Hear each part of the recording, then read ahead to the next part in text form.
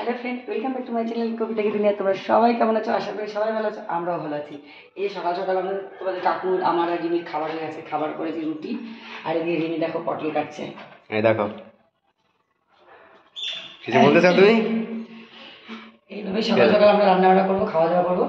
এখন সকালের খাবার হয়ে গেছে, খেয়ে নিই আগে। চলো আজকে আমরা তাড়াতাড়ি খাবো, কারণ অনেক কদিন ধরে আমাদের সকালে খাওয়াটা ঠিকঠাক হচ্ছে না, অনেকটা দেরি হয়ে যাচ্ছে। আর তোমরা জানো তোমাদের কাকুর সুগার মানুষ, ঠিকভাবে তোমাদের কাউকে খেতে দিতে পারছি না, সেই জন্য নিজেরও খারাপ লাগছে। স্বামীটা তো আমারও কালকে সারাদিন টেনশনে ঘুমায়নি, বাচ্চাদের এতটা হয়ে গেছে। আর সেই কারণে আমারও না, রিমিরও না, কারোই, প্রত্যেকটা মানুষ, প্রীতম তো নেই, প্রীতম আসছে, হ্যাঁ প্রীতম আজকে বাড়ি চলে আসছে, কারোই ঠিকঠাক টাইমে খাওয়া দাওয়া হচ্ছে না। এবার যেখানে যাওয়া হয়ে যায় আগে টাইমে খাওয়া দাওয়া হবে, সেটাই হচ্ছে সবার আগে বড় কাজ। তো চলো আগে আমরা চা রুটি খেয়ে নিই। দুজন দেখো অবস্থা, দেখো দুজনে রুটি নিয়ে বসে পড়েছে। এই যায় পাতের রুটি, বাজির রুটি, ওটা খাওয়াচ্ছ কেন? দেখো পাতাপাতি দিয়ে খাচ্ছে। দেখো দেখো রিমি রান্না করছে, দেখো রিমি মনে হয়েছে রান্না করবে, আর ও রান্না করে আমাদেরই খাওয়াবে। ওর হাতে রান্না খাবো। রিমি বলেছে রিমি আমাদেরকে ভালো রাখবে, সবাইকে ভালো রাখবে, তাই তো রিমি?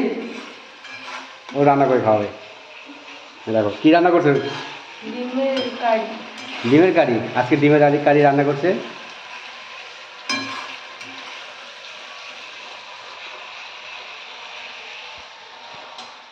তোমাদের রিমি বোন মেঝের মধ্যে ঘুমাচ্ছে, গরম লাগছে, মেঝে ঘুমিয়ে রয়েছে দিনের বেলা। দেখতেই পাচ্ছ তো, মেঝে ঘুমাচ্ছে, দেখো ঘুমাচ্ছে। তো দেখতে পাচ্ছ আমি এখন উপর থেকে নামলাম, ওপরে মিস্ত্রি কাজ হচ্ছে, পাশের ঘরের কাজ হয়ে গেছে, ঠাকুর ঘরের কাজ হয়ে গেছে, সেইগুলো পরিষ্কার করতে করতে দেখো আমি পুরো ভিজে গেছি। দেখো চপচপা ভিজে আমার। তো নিচে নেমে এসে দেখলাম তোমাদের বোন ঘুমাচ্ছে, ঠান্ডা পেয়েছে তো, একটু সানে শুতে খুব ভালোবাসে, আমিও ভালোবাসি, কিন্তু আমারও সানে শুলে হাত পা কামড়ায়। তো আমি রিমিকে বারণ করেছিলাম সানে শুতে, ও বলছে মামনি সানে শুয়ে আরাম লাগছে, দিয়ে সানে শুয়ে রয়েছে। আমি উপর থেকে নামলাম, এখন নেমে ভাতটা বসিয়েছি। রান্না আমাদের হয়ে গেছে। রিমি আজকে ডিমের কারিটা করেছে, আমি পটল আলুর তরকারি করেছি, খারকুন পাতা বেটেছি। এবেলার মতন আজকে এই রান্না করেছি, ডিম, পটল আলু আর খারকুন পাতা বেটেছি। তারপর বিকালে আবার অন্য আলাদা কিছু করব। আর এখন ভাতটা বেলায় করেছি, কারণ সকালে আমরা রুটি করে খেয়ে নিয়েছি সকালবেলায়, সেই কারণে ভাতটা একটু বেলায় বসলে গরম গরম ভাতটা খেতে পারবে। তো এসে আমি ভিজা গায়ে ভাতে এটা চাপিয়ে দিয়েছি। তো প্রীতম আজকে আসার কথা, দেখি প্রীতমকে একটা ফোন করে, প্রীতম কখন আসবে, আসলে আবার একটু বেরাবো আমরা আজকে, কিছু একটা জিনিস কেনার ব্যাপার আছে। তো চলো দেখতে থাকো কী হয়। আমাদের খ্যাপা বাড়ি চলে এসছে। আমার খুব মনটা খারাপ করছিল, সকাল থেকে যা যা করেছি সবটাই তো তোমাদেরকে দেখিয়েছি। বাড়ির ছেলে বাড়িতে না থাকলে মনটা ভীষণ কষ্ট হয়। আমি জানি ও যেখানেই যাক না কেন, ওর ভালোবাসার মানুষ ওকে ভীষণ ভালোবাসে, ভালো রাখে, তবুও মায়ের তো মন খুব কষ্ট হয়, বাড়িটা খালি খালি লাগছিল। বাবা মা প্রত্যেকেরই, সবারই কষ্ট হয়েছে, কেউরও কষ্ট কম নেই। কিন্তু এবার একটু টাকা বাবা, তোর বাড়িতে এসে ভালো লাগছে বাবা? শান্তি থাকলে সব কিছু ভালো। যাক, আমার ছেলে এটাই চাই, সবাই ওকে একটু শান্তিতে রাখতে দাও, সবাই একটু ভালো রাখো। আমি তো ভীষণ খুশি হয়েছি, ওর বাবাও যদি এসে দেখে ও হয়তো খুশি হয়েছে, সবাই খুশি হয়েছে, ওরও তো খারাপ লেগেছিলো। তো প্রত্যেকটা মানুষেরই খারাপ লাগে। তো আমার সবচেয়ে ভালো লাগছে যে আমার ছেলে বাড়ি চলে এসেছে। তোমাদের দেখালাম প্রীতম বাড়ি চলে এসেছে। হ্যাঁ, আমি একটা জিনিস জানি, আমার প্রীতম হয়তো তোমরা বলো যে ছেলে কি মায়ের কথাই সব শোনে, না, ছেলে মায়ের কথা সব শোনে না, কিন্তু এমনও অনেক অনেক কথা যে প্রীতমকে বললে সেটা প্রীতম মায়ের কথা রাখে। আমি অনেক ক্ষেত্রে দেখেছি। ছোটোবেলায় প্রীতম যতটাই মানে দুষ্টু বিচ্ছু ছিল, ছোটোবেলায় কেউ ওনাদের দুষ্টু বিচ্ছু ছিল না, মানে মাঝখানে যে জিনিসটা হয়েছিল, আজকে প্রায় একটা বছর কাছাকাছি প্রীতম অনেকটাই ঠান্ডা, অনেক অনেক কিছু নিজেকে কন্ট্রোল করার চেষ্টা করে। আমি যখন বলেছি বাবা শোনা তুমি বাড়ি চলে আসো, আমিও বলেছি, ওর বাবাও বলেছে।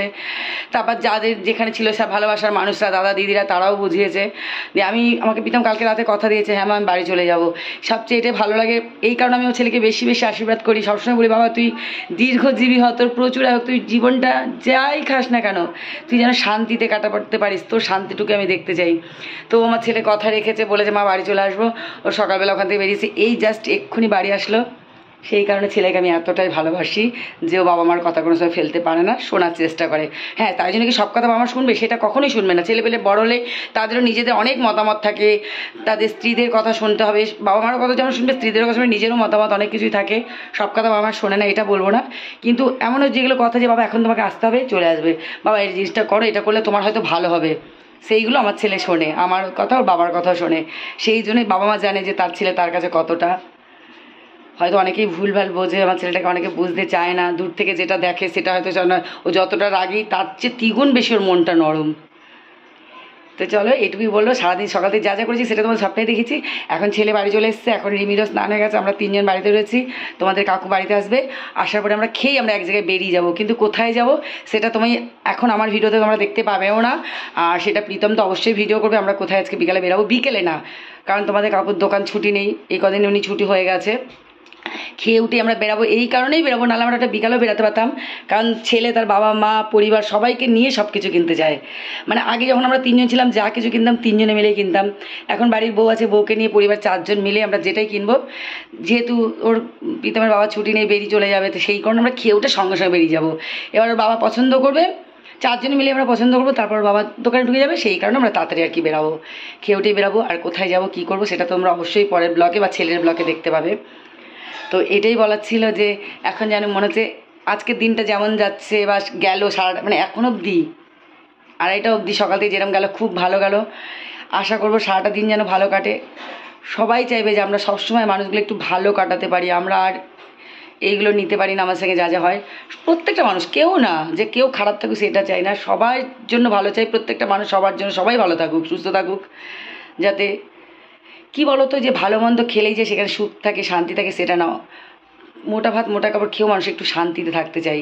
কেউ চায় না যে অশান্তিতে থাকতে, কেউ চায় না বাড়ির বউ বাড়ি না থাকুক, সবাই চায়।